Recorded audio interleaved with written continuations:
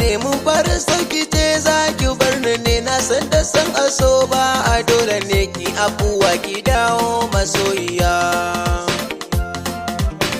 Waɗannan yadiya sai da dan kuli kina da kyau da kin sanya tozali zinariya mai kyawo na asali inda kike ni nan za na waiwaya.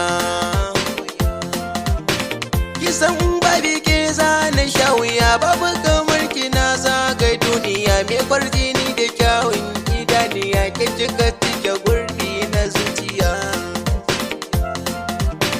Kina da kyau na tsari abin gani ga kyau na haiba fuska da kwarjini rai da sabiya ke nake gani na ɗau zuma na kyale mataciya. Na riki amanar ki sai ba wuya ko da ba za na barki ba kare ki na fi so na yi tsawon gaba mishin ki ke sani dariya. Ai dole ta kaɗe sai da rariya kin tafiya kwatam garwa haniya da kin fito kwa mata su sun kuya kalma gurin ki ke sai da zuciya.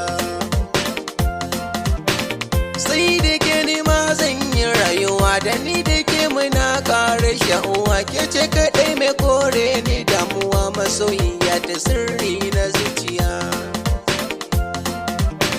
Farin cikin kike sani murmushi kina da farin a baki fishi kalmar gurin kice mai jiran kishi cikin ido na kin zama dubiya. Inda kina guri ba na fargaba a zuciya ta banyo kamar ki ba yawa na san ki ba zai musu da bakin zamjinin jikina da jijiya.